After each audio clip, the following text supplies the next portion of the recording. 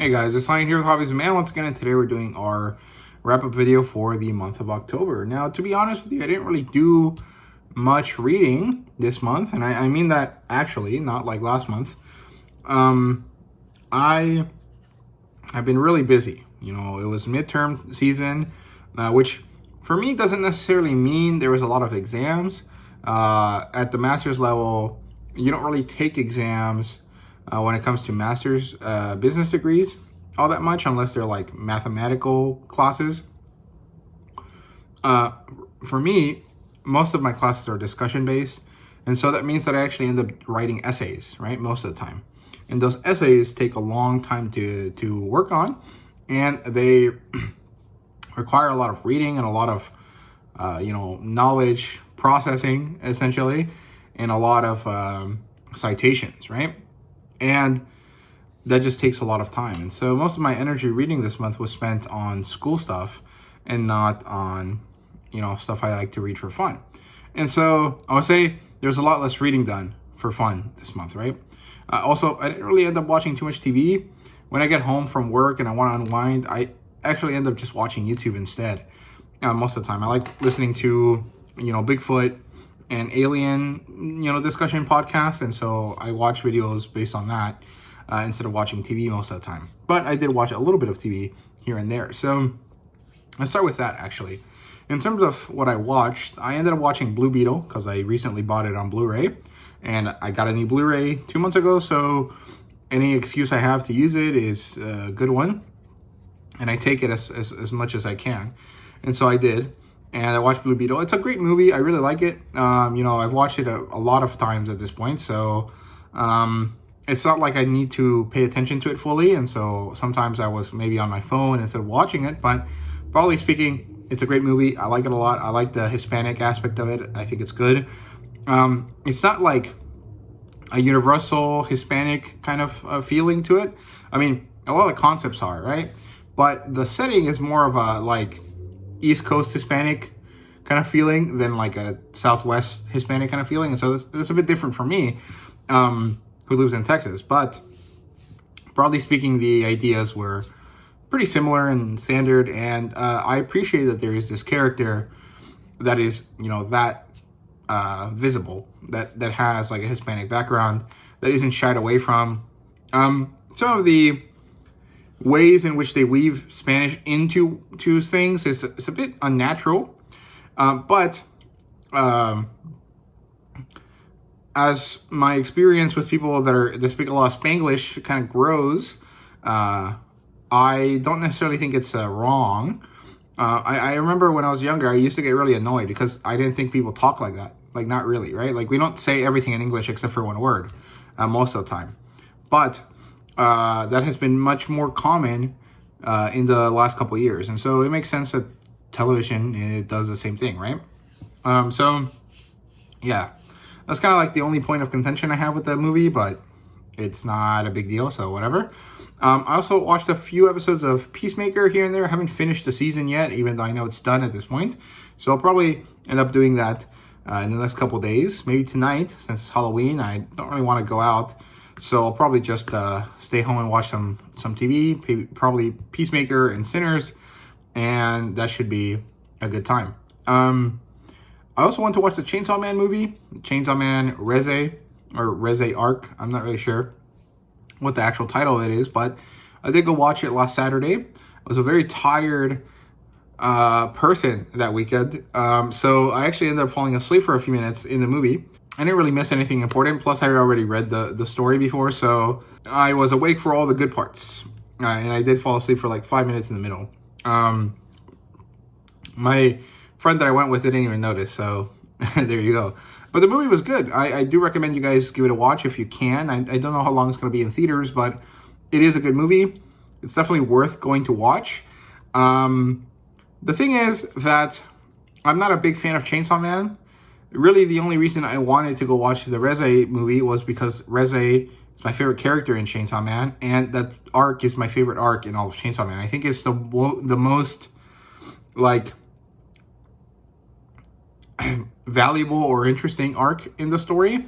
Chainsaw Man is something that I don't necessarily like all that much. I think that it has a lot of style.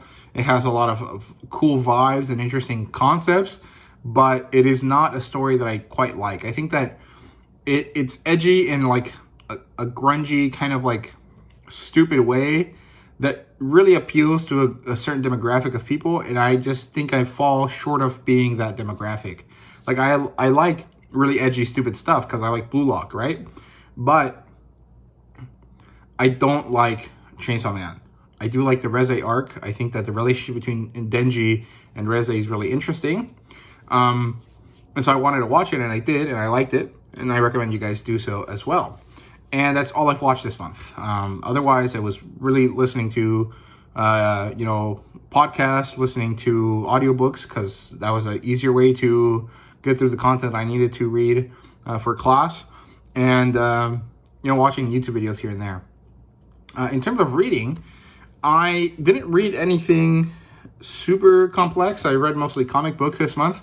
I did start reading Game of Thrones. I bought it the other day. It was like $2 on Kindle, which annoys me because Kindle no longer allows you to actually own the books that you buy on Kindle. I mean, technically they never did, but you could download them as files that you could export to other devices. Now you cannot do that anymore as of late last year, I think, early this year maybe. And so buying books on Kindle annoys me because you're not buying them. You're renting them for for basically as long as your account exists, right? Which is not the same. Like, if that is the case, it should not say buy with one click. It should say rent with one click, right? And it doesn't because they hope that you forget about that little issue in the background, right? So I got annoyed, but it was $2, and that's the cheapest I'll ever get a copy of Game of Thrones, and I need to use my Kindle for something, and so I decided to buy it and start reading it, and it's fairly good. I tried many years ago to read it, and it didn't really work for me, but for whatever reason, I'm more interested in it now. I know the story is probably never going to get finished, so I'm not really in a rush to finish through the books, but I am finding myself much more interested in reading it now than I ever was when I was younger. And so I don't necessarily know if that's because my reading habits have changed, my reading interests have changed, or it's just because I'm much more willing to sit through dull writing than I was before. Because George R.R. Martin is very good at ideas and very good at concepts and world building, but I don't necessarily know he's that good at writing. His writing feels very textbooky, if that makes sense. Like he's someone that,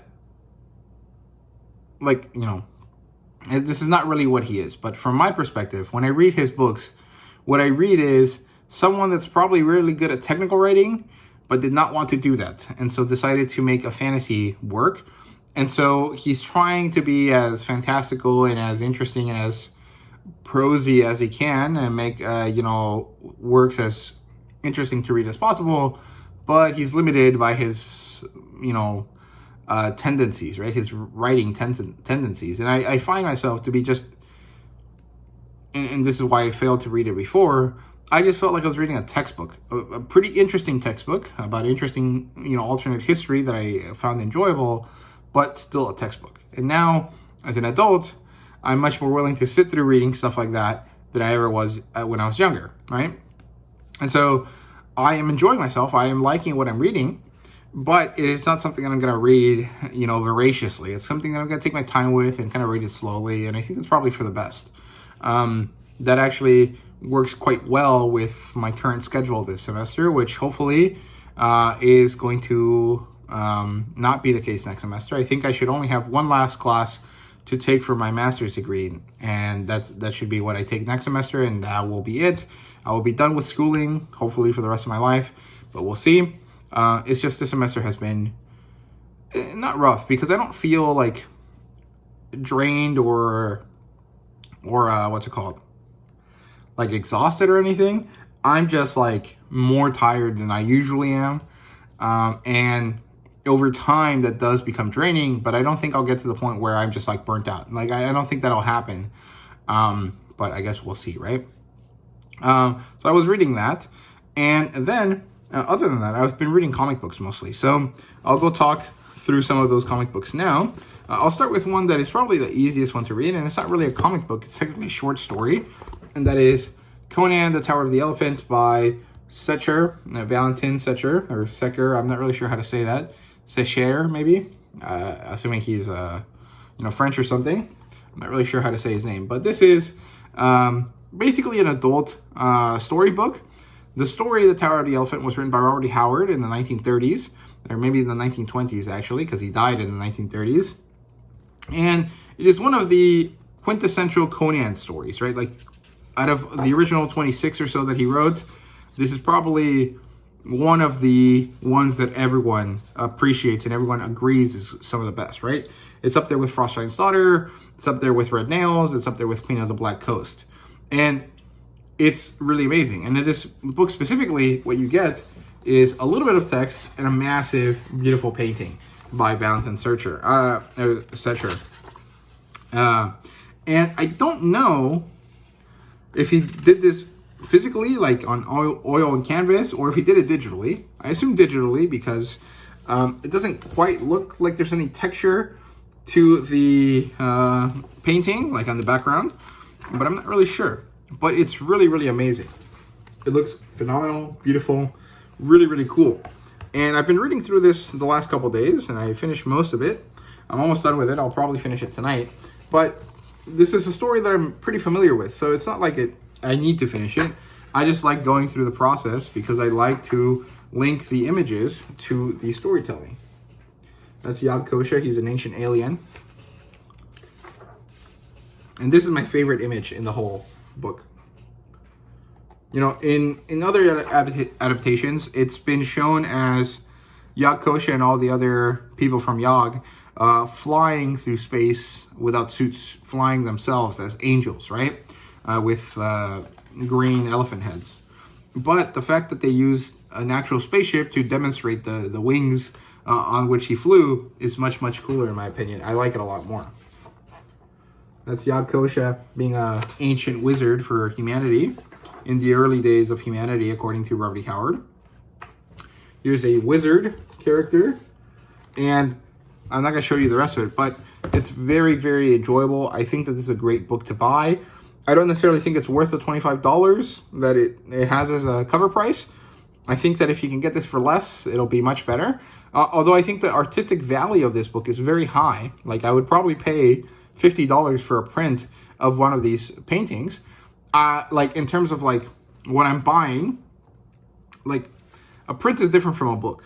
And I understand that when I'm buying a print, I'm buying a representation of all of the dedication that the painter took to make that painting, right? When I'm buying a book, I'm buying a consumable that I will hopefully keep in collectible condition for as long as possible. And so it feels different, and I don't want to pay that much for it. And so when it comes to a book like this, that's really, really skinny, it has maybe 50 pages, $25 feels like a big investment, right? I got this for about 18 or maybe 17, something like that, 15 at the lowest. I'm not quite sure. I don't remember. And so I think that that's a fair price, but I do think that $25 is probably a bit too much because you know that these are being sold at a massive scale. And so it's not like this is a special item like a print would be, right? Or like the actual painting would be. So I don't know, maybe that doesn't make any sense, but it makes sense to me. And I was trying to explain to you guys why I don't think rationally this book is necessarily worth $25, right? So yeah, moving on to other things. This month I read through Conan the Barbarian number 25, a great book. This is a celebration issue. Basically, it's twice as long as a normal issue, and it's all hand-painted by Alex Horley. It's about $7. I do think it's worth it. I ended up paying $8 or maybe $9 for this because I bought the cardstock variant, and it's right there. I don't know if you guys can really see it, but it's the same image here, but the image is a full page, right? And so I was a bit disappointed because I bought that variant with the idea that it would be like a poster, that I could remove it from the outer coverage because as you can see, the cover is still there. It's also over there. So that's because Titan Comics decided to do something a bit weird that I've never seen done before, which is give you the cardstock cover and then on the inside just print the book normally, right? Except for one thing, which is that they didn't put the the barcode on the inside cover. They put it on the one that was outside. And so what it does is make you pay extra for what you're essentially hoping is a cover with no trade dress or very minimal trade dress that happens to have that horrible barcode there. And then when you look at the inside image, it doesn't have a barcode. And that's annoying because it should be the other way around if you want people to appreciate the artwork. Because there's no way to lay this book flat and see the full image without the barcode without taking that off, right? And if you're taking that off, which is the cardstock variant or the cardstock version of the painting, then that one should be the one that doesn't have a barcode, because that one's the one you're removing and it's the one that you're hopefully trying to display, right? Of course, Titan Comics does sell a print of that is an actual poster size print, and that's fine, but I was annoyed about it because they in general, like all of Titan and particularly Jim Zub, have mentioned a lot about how it's thanks to the fans that Conan has been so successful, and they really appreciate it, and they're very happy, and they're trying to do all these things for us. But when you have an opportunity to do something that they're still making us pay for, and they had the opportunity to make it perfect, they chose to do something really, really stupid and put that barcode there and ruin the potential poster application of their cardstock variant, right?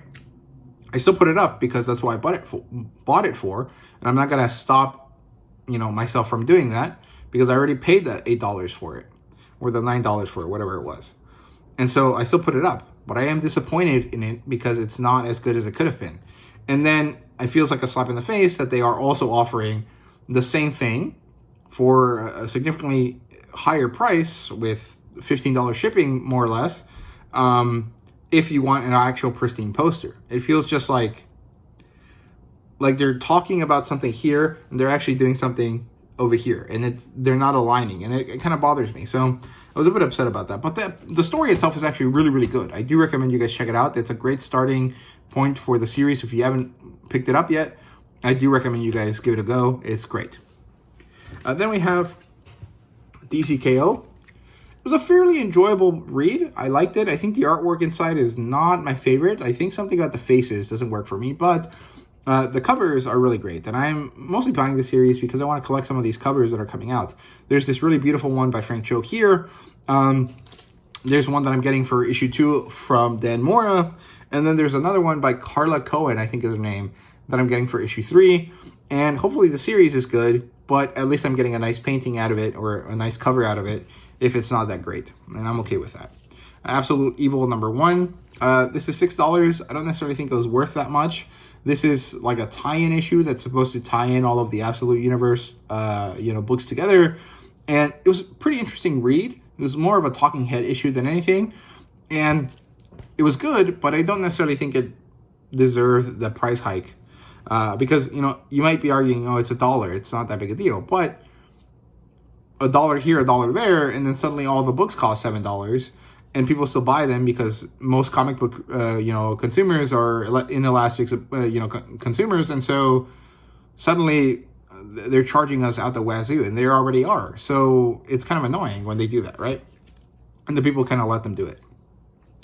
Viking Moon, fairly enjoyable. This is basically a supernatural version of the supposed situation that happened when the Vikings landed in the Americas in the early 1312 or 1300s. I'm not really sure. Basically, if you like Vinland Saga, you might like that. Vinland Saga is much more interested in characters. This is much more interested in action storytelling. So, your mileage is going to vary there, but I do think it's, fairly comparable, and you'll probably enjoy one if you enjoy the other for different reasons. Now we have Skinbreaker, which is basically Robert Kirkman's version of a Conan the Barbarian type story, or like a Native American type story. It's very, very good. I really enjoyed it. I think the artwork here is phenomenal. David Finch really knocked it out of the park, and I do regret not getting the Treasury edition of this, but I was not going to buy a Treasury edition for a book that I wasn't sure I was going to like. When it comes to Image. When it comes to DC, I might be willing to, and I did do that when I bought the Superman book that they did in Treasury Edition a few months ago. But that was a bit of a special case. I mean, it was because the movie was coming out and I was really into Superman for that month, right? So it was worth buying it at that point. It was only like $10, so it wasn't that expensive, maybe 15, something like that. It was a very much worth it. Would I have felt that this was worth it for Skinbreaker? Probably, but I wasn't sure that was going to be the case, and so I decided not to get it, and now I regret it, and I don't think I'll ever get a chance to get that Treasury Edition for Skinbreaker. However, they are doing a Treasury Edition version of each issue of Skinbreaker for the first run, so if you want to collect at least most of it, you can, if you want it in that size. You're just going to have to track down a copy of Volume 1, which is why I won't be doing it, because I don't want to do that. Then we have Return to Skull Island. This is not very good. I'm not really liking it, but there's only one issue left. So I'll just, get through it. And it is what it is. Then we have Absolute Superman volumes, or issues 11 and 12. Really, really amazing work here. The storytelling maybe is a bit worse than some of the other Absolute books, potentially. I'm not really sure. I don't read them. But based on what I've heard, I do think that people prefer the other books over this one. And that's fine. I probably would agree if I read the other ones. But the only one that really caught my attention was the Superman one. And I like the artwork. I like the writing by Jason Aaron. But in the last couple issues, with the introduction of Ra's al Ghul as like the big bad for Superman, it feels kind of weird. And I'm not sure that I'm understanding why Ra's al Ghul is the bad guy. I mean, technically it's Brainiac, but Brainiac is under the control of Ra's al Ghul. And I'm not sure why Jason Aaron picked him, who is more of a Batman villain, to be the Superman villain in the Absolute Universe. I guess it's more of a unstoppable object versus immovable force kind of idea. Superman is strong, but so is Ra's al Ghul. Superman is powerful and could probably kill him, but then he doesn't die because of the Lazarus Pit, right? So maybe that's what the idea is, but I'm not really sure. However, there's some interesting concepts about the AI and the concerning powers of it and how it'll affect our society that were through the earlier issues. And I did like that a lot. I think that that's interesting, mostly because it kind of aligns with my own personal views on AI, even though I take an AI class at school. So, I don't know. We'll see. I do think the Wonder Woman story is probably the most well-liked out of all of them in terms of like mass appeal, just because it has that kind of like Percy Jackson feel to it, where it's like an awesome character and there's like mythological stuff in it. The Batman one is just a lot of hype and aura from what it seems like. I'm not really a Batman character or a Batman fan anyways, so it wasn't really appealing to me. And based on what I've seen, although the artwork is pretty cool, especially the Daniel Warren Johnson book that just came out, it's not really something I'm all that interested in picking up. So I'll probably just collect Absolute Superman as it comes out in issues. And I'll collect Absolute Wonder Woman in the trades going forward. So we'll see. And we have Justice League Unlimited number 11. This was a pretty good issue. I really enjoy this, story. It's a bit all over the place, and every issue feels like maybe there should be more to it than is really presented to us. But at the same time, I do like that the Justice League is together, and they're dealing with a problem that is so impossibly big that it justifies all of them being there, right? Although there's a interesting kind of focus on characters that I don't care too much about, like Mr. Terrific and Red Tornado and that silly Airwave kid and some of that stuff. But in terms of like how it's setting up all of the larger DC Universe stuff, it does a really good job. And I do like when all the characters are there. So, yeah. And we have Gehenna, Naked Aggression. This is the last book in this series. There is going to be a second volume of the series coming out sometime next year. I'm looking forward to that. Gehenna is kind of like a femme fatale type story. This is really hot lady who's out for revenge. She has a kid with her, so it's a bit of a lone wolf and cub type story as well, which is really, working towards a lot of people's advantage in the last couple of years. So it's understandable why they went with that. And generally speaking, I do like it. I think it's really, really good. I like the artwork. I like the colors. But I do always feel like I want more out of it when it ends, which I think is a good thing from the perspective of the comic book creators and Image who's selling it. But as a consumer, I'm just like, upset that I'm not getting as much of it as I can, as soon as I can. So I did really like it. I hope to collect the next series when it comes out. We have Trinity, Daughter of Wonder Woman. This is a really enjoyable book. It's so cute. It's really, really adorable. This one was really good as well. I liked it a lot. It focused on Alfred telling us about his interaction with Lizzie, tying into his death that Tom King orchestrated, if I remember correctly, who's also the writer of this book, and tying into the death of Steve Trevor in the Wonder Woman series, which Tom King is also writing. So he did a good job with this book in terms of connecting all of the work that he's done so far for Batman and Wonder Woman. But I don't like that this was centered around the Batman and Catwoman wedding, because my understanding of it is that there was this huge buildup for it, and then it turned out to be nothing, like big nothing burger. And so most people don't like it. And Tom King going back to it, using this as well for interesting storytelling, just feels kind of petty. And I don't necessarily think that is a good feeling to instill in your readers. If you're someone whose whole paycheck or industry comes from satisfying your readers. So I don't know. Those are my 2 cents on that. You might disagree with that, and that's totally fine. Then we have Conan, Scourge of the Serpent, Book 1. This is really good. I like it a lot. I think Ivan Gill does a great job with the artwork. I think Jim Zub's doing a really good job with the writing. But as someone that is pretty familiar with the series, with the stories that are covered in this book, because this is different from the first crossover event. The first crossover event was completely original. This one is actually taking 3 real stories from Conan the Barbarian and from other characters that Robert E. Howard wrote, and weaving them together into a single narrative, which I think is cool, and it's probably harder than it seems. But as someone that's probably pretty intimately familiar with some of those concepts and some of those stories, this feels like maybe it's not necessary for me to buy, and that is never a good thing when it comes to this industry, right? And so, a lot of people disagreed with me. A lot of people said, I know this story, but it doesn't matter. I always love seeing it in a new interpretation. And that's fair. But as a relatively new fan and someone that's been consuming all of these stories relatively recently, seeing so many versions of it doesn't really excite me all that much, right? So, I don't know. I think it's a me problem more than a Jim Zub or Titan Comics problem or Heroic Signatures problem. But it's one that I feel pretty strongly about. We have Wonder Woman 25. I really don't like this Mouse Man arc at all, but at least the artwork continues to be really, really amazing, and the covers are quite good. I ended up getting that pumpkin spicy cover. It's over there on the wall. It's right there, that one. And I really love it.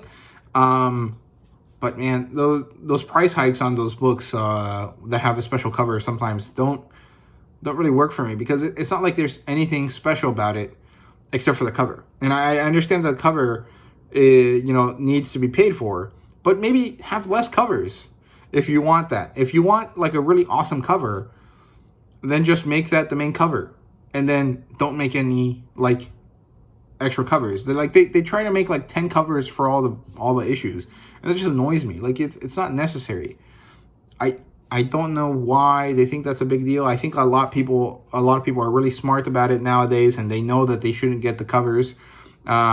They should only get the one that they want. But then I see other YouTubers that all get like 15 covers of the same book, and I'm like, you're only reading one of them. Why do you have to buy all of them? Like, there's no real point in it, right? So I don't know.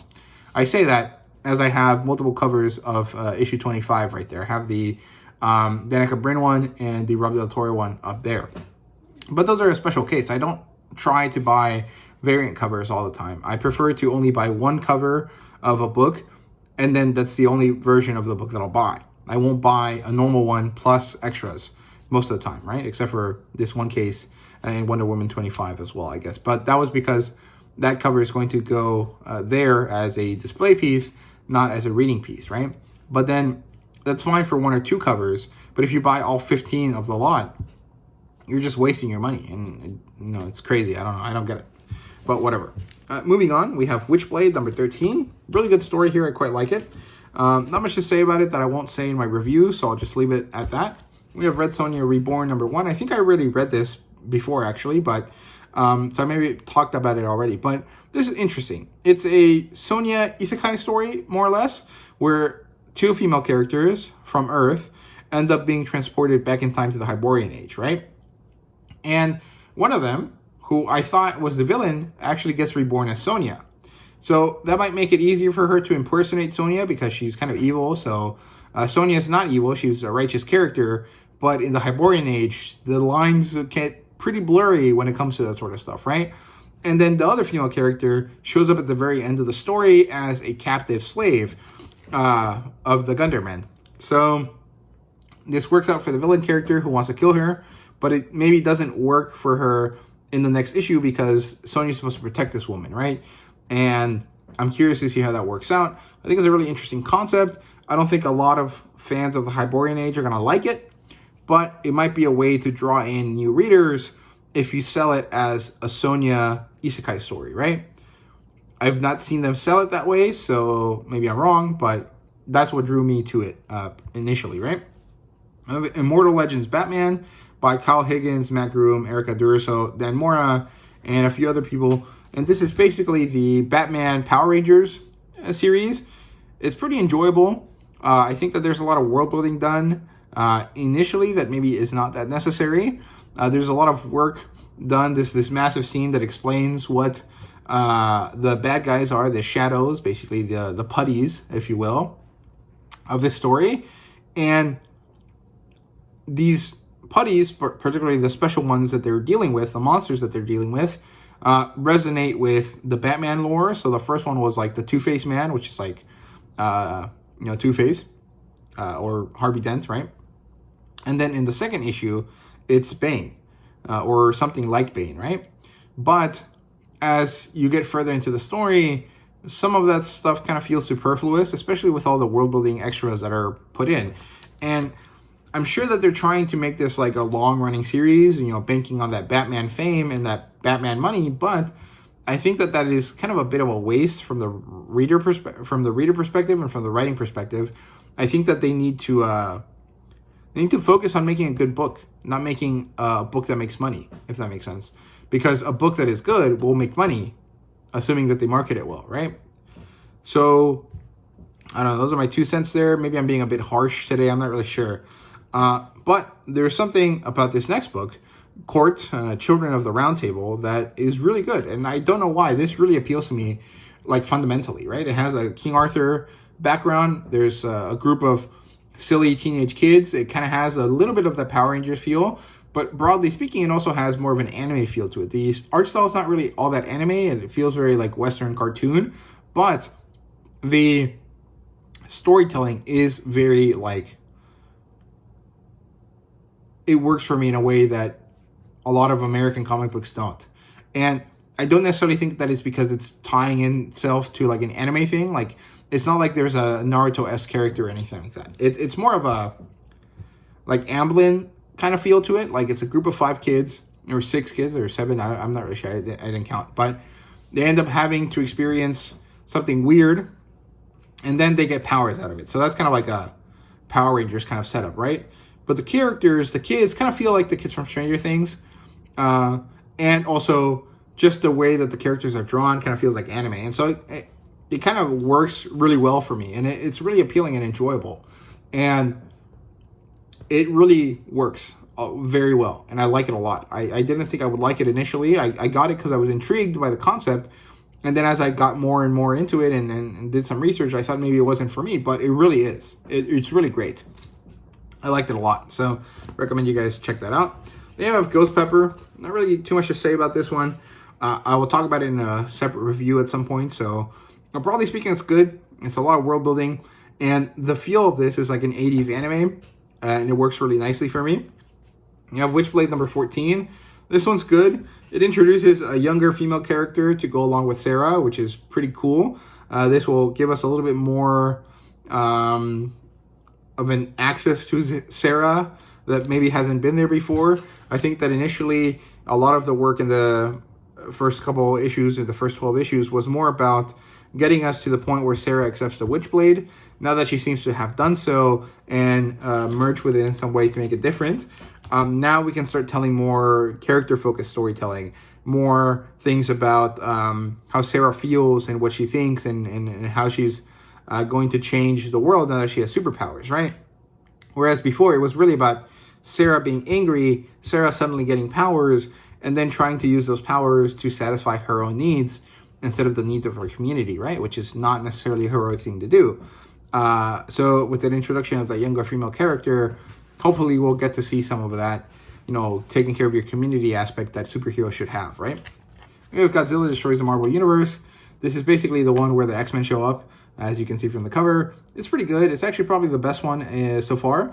It ends with Godzilla being shoved to Wakanda to fight Hulk. And that's very cool. I'm very much looking forward to it.